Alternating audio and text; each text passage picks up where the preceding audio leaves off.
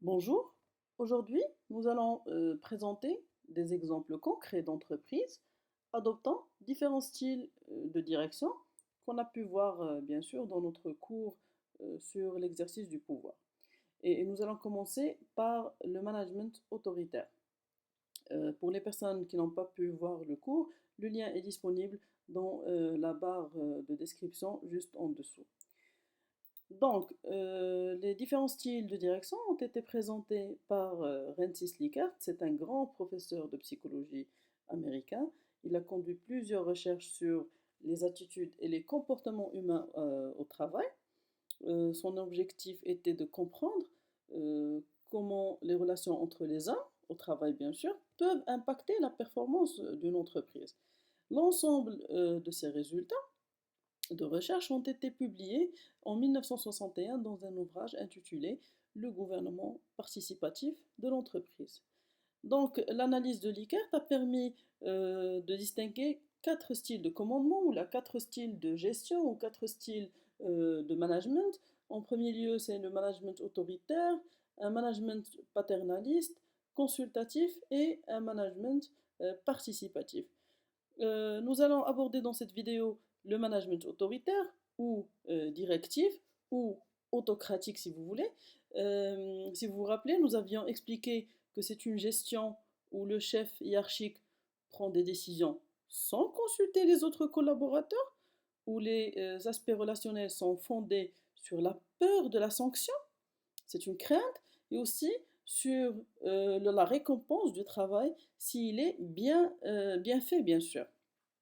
L'avantage principal est que la prise de décision est plus ou moins rapide puisque les groupes ne peuvent pas participer au processus de décision et le pouvoir est bien sûr totalement centralisé.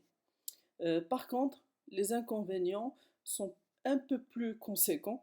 C'est des comportements hostiles du personnel, des problèmes relationnels individuels, c'est un manque d'esprit d'initiative, la démotivation du personnel, c'est un mal-être au travail, des conflits sociaux, etc.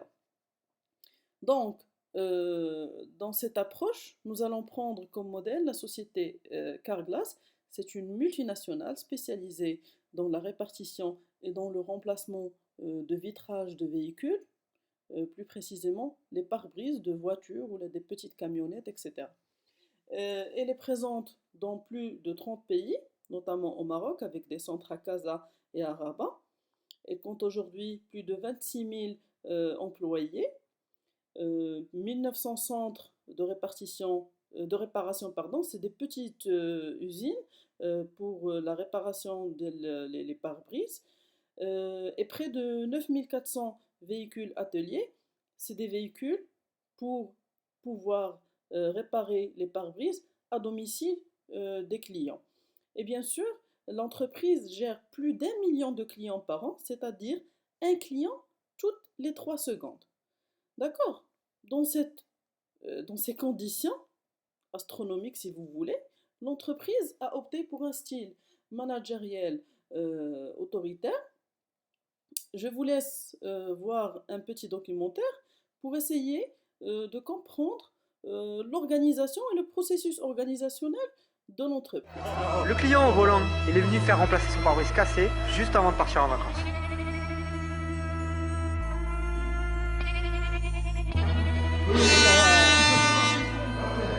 Carglass n'est pas un petit garagiste de quartier.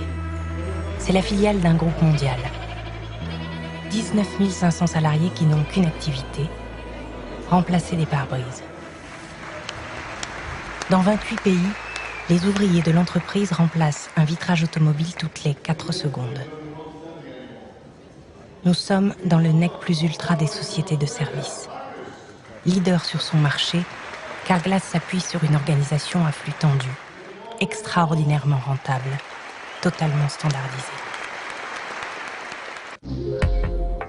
La direction siège au sommet.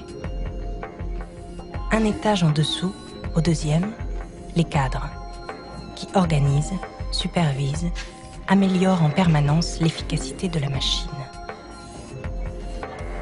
Au premier, les employés, ceux qui réceptionnent les clients, des milliers d'automobilistes au téléphone, énervés face à leur voiture cassée, à la recherche d'un garage en urgence. Le call center est le centre névralgique de l'entreprise. Je vais prendre le numéro de série du véhicule qui est sur la carte grise, c'est quelle marque votre voiture? Les téléopérateurs ont 8 minutes pour trouver une solution. Un rendez-vous dans les 48 heures dans un centre de réparation qui dispose du bon pare-brise parmi les 200 000 référencés. Carglass a ouvert 220 centres de réparation dans toute la France. Des ateliers stratégiquement implantés, là où le maximum de clients peuvent converger. À la périphérie des agglomérations, entre les centres-villes et les grands axes routiers. Donc monsieur, mes collègues interviendront donc cet après-midi entre 14 h et 18 h à 24 avenue des Morillons à la société Isopar pour la Citroën C3 déflecteur avant droit. Merci monsieur Martin, votre confiance, au revoir. Vous avez vu, ici c'est quasiment tout rempli, tout le monde est là. Et à Poitiers aussi, donc on doit avoir pas loin de 200 personnes connectées sur le système actuellement. Bonjour. Pour traiter 7000 appels, un lundi généralement sur la journée, on a 180 personnes. Donc comme vous voyez, ici je vois tous les chargés d'assistance. Donc là, je sais s'ils sont en ligne, s'ils sont pas en ligne. Vous voyez, c'est représenté par des petits téléphones. Donc de couleur verte, c'est quand ils sont en ligne. De couleur rose, c'est quand ils sont pas en ligne. Donc depuis que moi je suis coordinateur plateau, j'ai inventé un système de pause. En fait, les chargés appuient sur un bouton pour faire leur demande et puis automatiquement, moi ça me l'affiche et puis après je peux valider. Donc ça, c'est valable sur les deux plateformes. C'est-à-dire que là, j'ai les chargés de Courbevoie et je peux avoir aussi les chargés de Poitiers. Donc je peux aussi attribuer les pauses aux chargés de Poitiers à distance. Donc là il y a le petit récapitulatif qui me dit combien de temps donc ils ont pris leur pause. Ça le cumul du temps de pause. Donc c'est 15 minutes le matin, 15 minutes l'après-midi, donc il ne doit pas dépasser 30 minutes. Et puis après il m'indique à quelle heure exactement il a pris sa pause, la durée de la première, la durée de la deuxième, à quelle heure il me l'a demandé et à quelle heure moi je lui ai accordé. Et donc là vous voyez sur Courbevoie, voici les abus. Donc là on en avait 6. Moi le matin, quand il faut que j'aille travailler chez Carglass, je me mets dans une autre peau, où je sais pas, j'arrive dans une boîte où je sais que je vais faire un boulot très automatique et très répétitif. Donc je mets entre guillemets mon cerveau entre parenthèses, je ne réfléchis pas, j'y vais sans réfléchir, je travaille sans réfléchir. Pour pouvoir tenir, il faut mettre un mouchoir sur sa fierté, supporter la manière dont on te traite parce qu'on te fait bien sentir quand tu travailles dans un call center que tu n'es pas grand-chose. On arrive pour commencer notre journée de travail, il faut qu'on se logue. Et dès qu'on se logue sur notre ordinateur, donc il y a l'heure qui s'affiche, il faut absolument ne pas être en retard et se loguer à la bonne heure. C'est à 1 minute près, il y en a certains superviseurs après qui viennent te voir parce que tu as 1 minute de retard. Allô madame? Oui, merci d'avoir patienté. Donc, mais il n'y a pas de souci pour demain. Tu as un script auquel tu dois coller en permanence. Au début, on essaye de le faire, parce qu'on ne connaît pas, le temps de s'adapter, etc. C'est ce qu'on fait. Mais je pense que tout être humain, consciemment, quand on reste 10 heures au téléphone à répondre à des clients, on ne peut pas, toutes les 5 minutes, répéter exactement le même speech. On devient un robot, on devient fou, c'est pas possible. Tu as des phrases, des locutions. Carglass vous remercie de votre appel. C'est Carglass qui vous remercie de votre appel, je vous souhaite une excellente journée. C'est comme si tu te gommais toi-même tu te remplaçais par Carglass, ça te ramène à ton statut de robot parlant. Je vous en prie, au revoir. Concrètement, c'est pas vraiment un travail humain dans le sens où la personne au téléphone, on la voit pas, elle nous voit pas, que ce soit nous ou quelqu'un d'autre, ça revient exactement au même. Pour nous, que ce soit ce client-là ou un autre, ça revient au même. On est complètement dans un monde invisible d'anonymat total. Ça marche comme ça, donc t'arrives, tu réfléchis pas, tu fais ton boulot, t'attends la fin de ta journée, et une fois que tu sors de la boîte, tu redeviens toi. Tu vas en pause. Il y a un service qualité qui écoute à haute fréquence les appels des chargés et qui traque comme ça la petite bête. Bon, on nous dit que c'est pour nous améliorer, etc. Mais où est l'amélioration? Alors, qu'est-ce que tu penses de ta prestation, d'après toi? Oui, donc j'ai fait tout ce qu'il fallait, j'ai tout demandé. Je vais vous demander quelques informations au niveau de votre assurance. Et effectivement, on doit dire ce qu'on a bien fait et ce qu'on a oublié de faire et ce qu'on pourrait améliorer. J'ai dû oublier quelque chose, mais apparemment, j'ai tout dit. Ouais.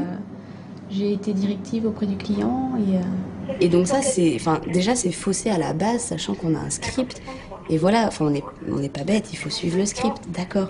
Mais effectivement, après, tu négocies avec ton superviseur en disant effectivement, j'ai pas dit ça parce que le contexte s'y prêtait pas.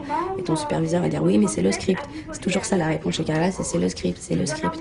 Il faut faire le script. Il n'y a aucune valeur à savoir répéter ce qu'on te demande de dire. À travers cette vidéo, il est clair que Carglass est une entreprise où l'esprit autoritaire est bien exprimé. C'est évident, c'est une organisation totalement standardisée avec des flux tendus, c'est-à-dire l'objectif primaire et l'optimisation maximale de la production, sans porter vraiment attention aux facteurs humains ou aux conditions de travail. Aussi, c'est une organisation qui passe par 3 niveaux hiérarchiques stricts, qui sont même représentés à la verticale au bâtiment de l'entreprise. Si vous vous rappelez, nous avons la direction au siège, au sommet, c'est le top management, un étage en dessous, les cadres, c'est ce qu'on a appelé le middle management, et les employés au premier étage, c'est l'executive management.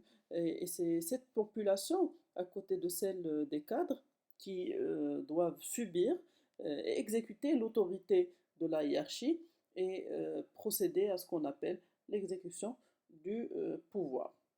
Malheureusement, ce système ne fait pas des heureux, en tout cas pour le cas de l'entreprise Carglass. Ce n'est pas le cas pour toutes les entreprises industrielles ou pour toutes les entreprises qui adoptent ce style autoritaire. Selon les employés de l'entreprise, ce système de gestion est qualifié par les employés comme un système automatique, répétitif, stressant, inhumain, où il ne faut absolument pas réfléchir. C'est les termes utilisés par l'une des standardistes. Pour Carglass ou pour les dirigeants de l'entreprise, ils ont opté pour ce style de management autoritaire afin que seul le top management de l'entreprise puisse prendre des décisions. C'est un objectif d'efficacité, mais aussi pour faire le maximum de profit et être productif.